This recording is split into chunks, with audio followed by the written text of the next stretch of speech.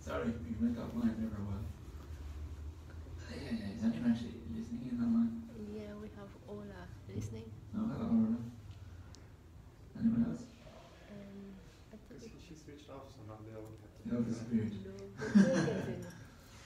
So, mic test 1, 2, 3. Can they hear me? Okay. Somebody type in and say they can hear me. Okay.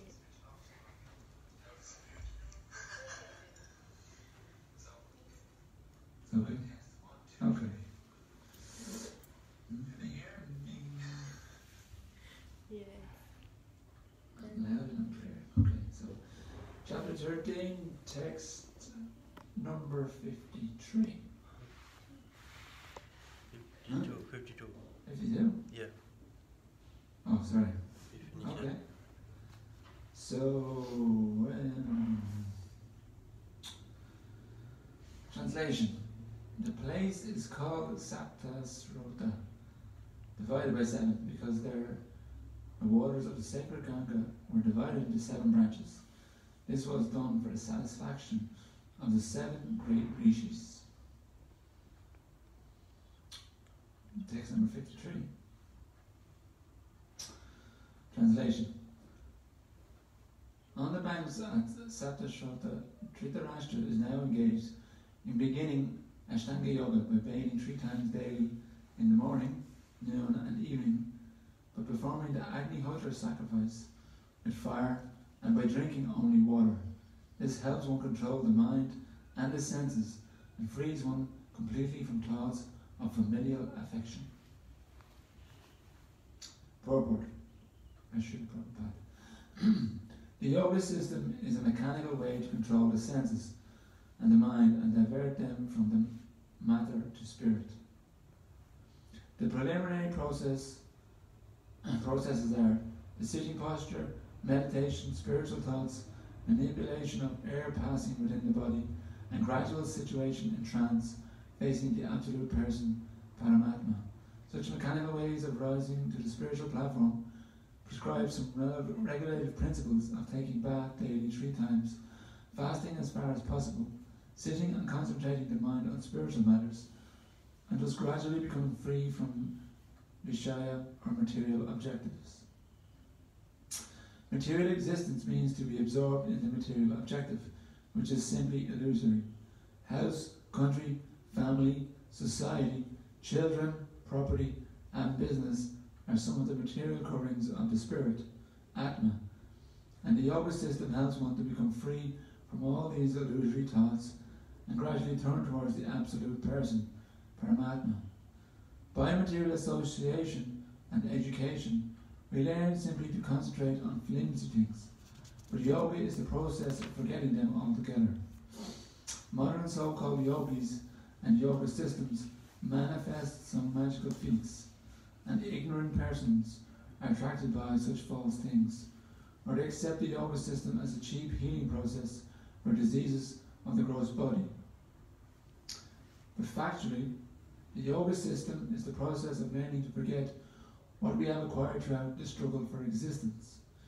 Dhritarashtra was all along engaged in improving family affairs by raising the standard of living of his sons, or by usurping the property of the Pandavas for the sake of his own sons.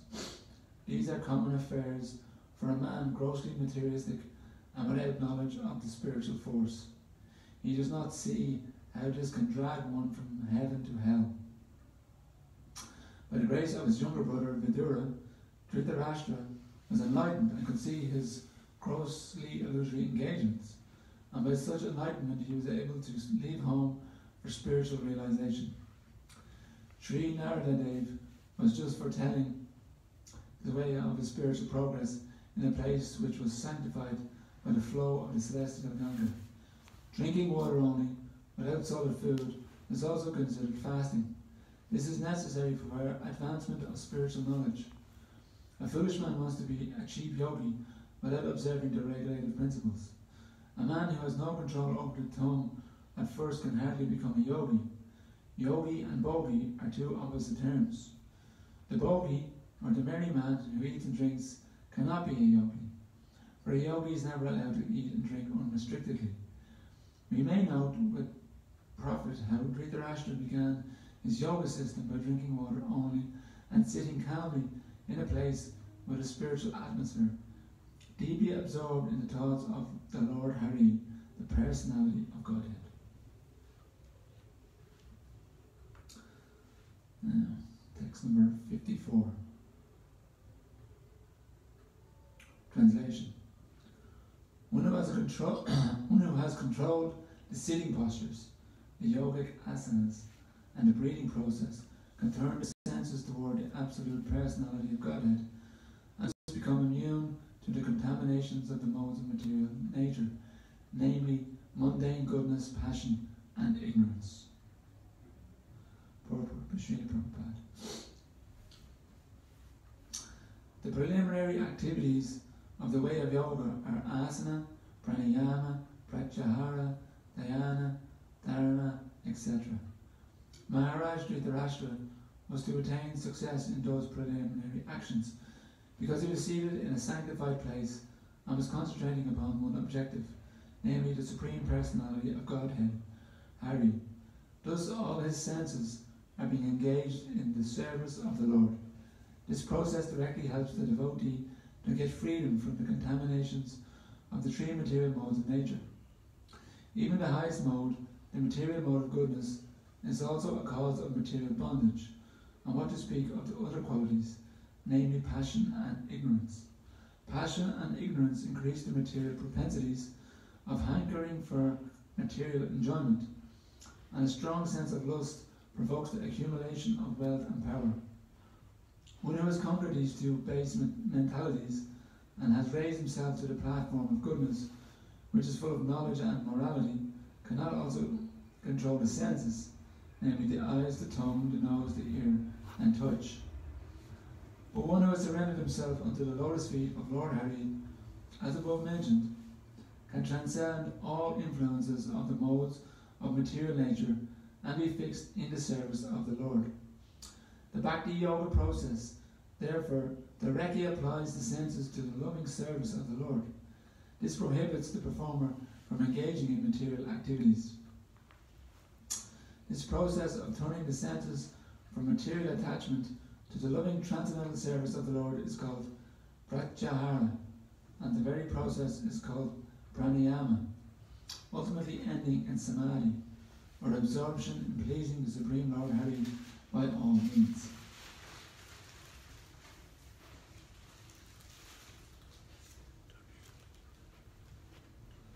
Text number 55. Translation. Dhritarashtra will have to amalgamate his pure identity with intelligence and then merge into the supreme being with knowledge of his qualitative oneness as a living entity with the Supreme Brahman. Being freed from the blocked sky, he will have to rise to the spiritual sky. Purport by Srila Prabhupada. The living being, by his desire to lord it over the material world and decline to cooperate with the Supreme Lord, contacts the sum total of the material world, namely the Mahat Tattva. And from Mahat Tattva, his false identity with the material world, intelligence, mind, and senses is developed. This covers his pure spiritual identity. By the yogic process, when his pure identity is realized in self-realization, one has to revert to the original position by amalgamating the five gross elements and the subtle elements, mind and intelligence, into the Mahatattva again. Thus getting free from the clutches of the Mahatattva is to merge in the existence of the Supersoul. In other words, he has to realize that qualitatively he is non-different from the Supersoul, and thus he transcends the material sky by his pure identical intelligence, and thus becomes engaged in the transcendental loving service of the Lord. This is the highest perfectional development of spiritual identity, which was attained by Dhritarashtra by the grace of Vidura and the Lord. The Lord's mercy was bestowed upon him by his personal contact with Vidura, and when he was actually practicing the instructions of Vidura, the Lord helped him to attain the highest stage. A pure devotee of the Lord does not live on any planet of the material sky, nor does he feel elements. His so-called material body does not exist, being surcharged with the spiritual current of the Lord's identical interest, and thus he is permanently free from all contaminations of the sum total of the Mahatattva. He is always in the spiritual sky, which he attains by being transcendental to the sevenfold material covering by the effect of his devotional service. The conditioned souls are within coverings, whereas the liberated soul is far beyond the cover.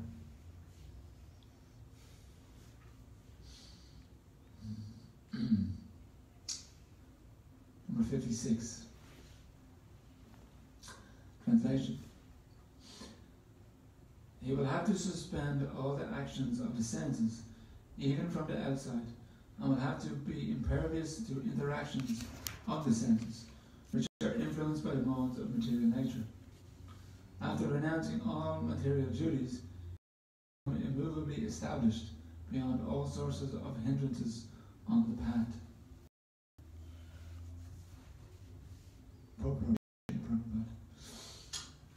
Dhritarashtra had attained by the yoga process the stage of negation of all sorts of material reaction. The effects of the material modes of nature draw the victim to indefatigable desires of enjoying matter, but one can escape such false enjoyment of the yoga process. Every sense is always in searching for its food, and thus the conditioned soul is assaulted from all sides and has no chance to become steady in any pursuit. Maharaj Yudhishthira was advised by Narad not to disturb his uncle by attempting to bring him back home. He was now beyond the attraction of anything material. The material modes of nature, the gunas, have their different modes of activities, but above the material modes of nature is the spiritual mode, which is absolute. Nirguna means without reaction. The spiritual mode and its effect are identical. Therefore, the spiritual quality is distinguished from its material counterpart by the word nirguna. After complete suspension of the material modes of nature, one is admitted to the spiritual sphere, and action dictated by the spiritual mode is called devotional service, or bhakti. Bhakti is therefore nirguna, attained by direct contact with the Absolute.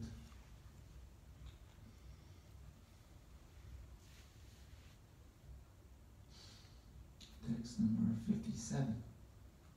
Translation. O King, he will quit his body, most probably on the 5th day from today, and his body will turn to ashes. Purport Sri Prabhupada. Narad Muni's prophecy prohibited Yudhishthira Maharaj from going to the place where his uncle was staying, because even after quitting the body by his own mystic power, Dhritarashtra would not be in need of any funeral ceremony. Narad Muni indicated that his body by itself would burn to ashes.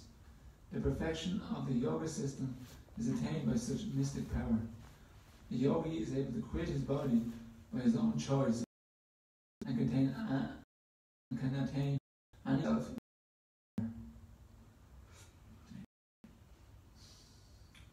Text 58. Translation. Observing her husband, born in the fire of Nirvana along with his cottage, his check attention.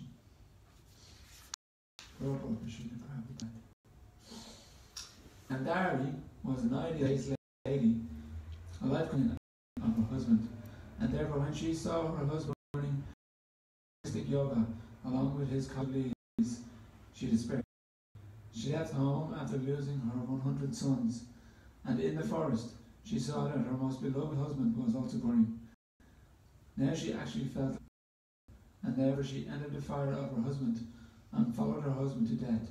This entering of a chaste lady into the fire of her dead husband is called, the action is considered to be most perfect for us.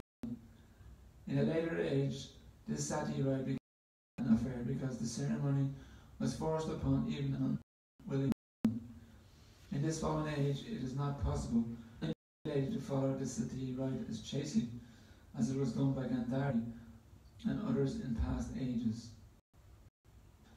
A chaste wife, like Gandhari, would feel the separation of her husband to be more burning than actual fire. Such a lady can observe the sati rite voluntarily, without criminal force by anyone. When the rite became a formality only and force was applied upon it to follow the principle, actually it became criminal, and therefore the ceremony was to be stopped by state law. This prophecy of Narad Muni to Maharaj to his widowed aunt.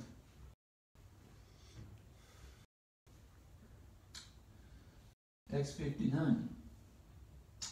Translation. Vidura, affected with delight and grief, will then leave a sacred pilgrimage.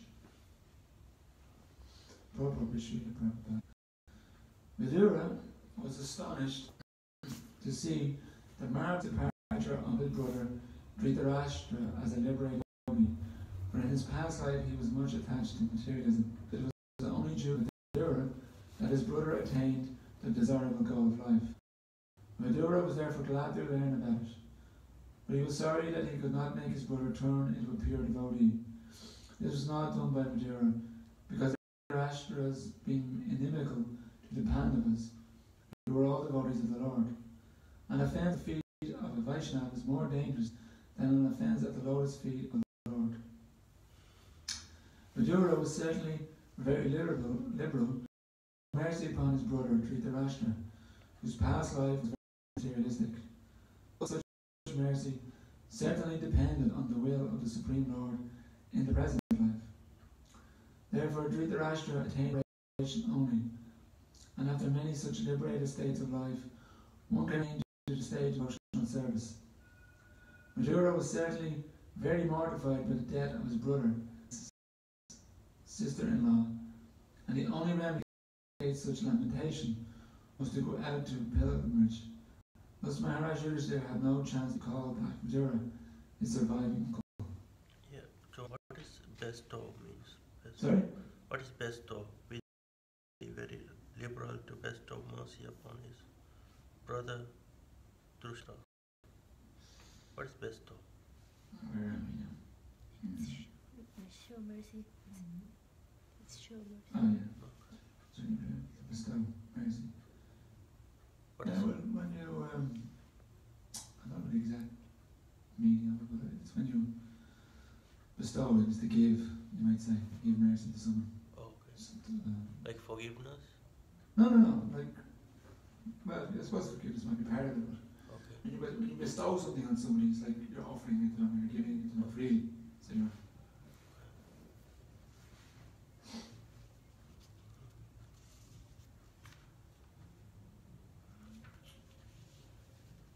number 60. Translation. Having spoken thus, the great sage Narad, along with his Veena, ascended into outer space. Yudhishthira kept his instruction in his heart, and so was able to get rid of all lamentations. End of this one. Poor Srila Prabhupada. Sri Naradaji is an eternal spaceman, having been endowed with a spiritual body by the grace of the Lord. He can travel in the outer spaces of both the material and spiritual worlds without restriction, and can approach any planet in unlimited space within no time. We have already discussed his previous life as the son of a maidservant. Because of his association with pure devotees, he was elevated to the position of an eternal spaceman and thus had freedom of movement. One should therefore try to follow in the footsteps of Narada Muni and not make a futile effort to reach other planets by mechanical means. Maharaj Yudhishthira was a pious king, and therefore he could see Narada Muni occasionally. Anyone who desires to see Narada Muni must first be pious and follow in the footsteps of Narada Muni. Just end the Bhagavatam purports of the first canto, 13th chapter of the Srimad Bhagavatam, entitled Dhritarashtra Grits Home. Now, we're all enlightened now in bhakti and devotional service. Srimad Bhagavatam ki. Jai. Yes, we're back tomorrow at 6:30. Yeah. See you all then. Haribol.